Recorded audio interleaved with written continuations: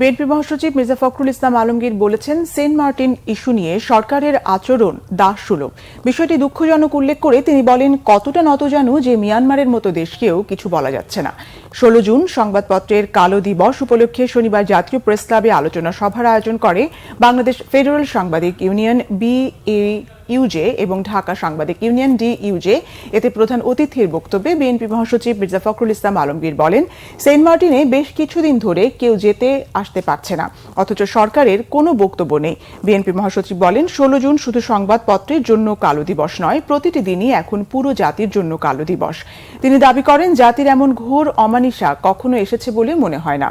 রাজনৈতিক মহলে ঐক্যমত তৈরি করেছেন দাবি করে মির্জা ফখরুল বলেন, সরকারকে যেতে হবে, নিরপেক্ষ সরকারের অধীনে নির্বাচন দিতে হবে। দুঃখজনক, কত ব্যর্থতাই সরকারের যে আমার একটা দ্বীপ, সেই দ্বীপে আমরা যেতে পারছি না।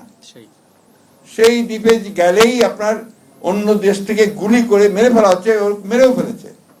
অথচ এখন পর্যন্ত সরকারি ব্যাপারে কোনো রকমের কোনো বক্তব্য পর্যন্ত দেয়নি। বরঞ্চ হোম মিনিস্টার সাহেব বললেন যে এখন এমন কোনো অবস্থা হয়নি যে যেটাতে আমরা একটা এই ধরনের একটা স্টেটমেন্ট বা কিছু বলবো।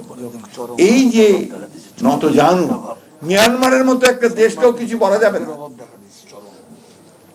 এটা কতটা আপনার মানে আপনার দাসসুলভ মনোভাব হতে পারে।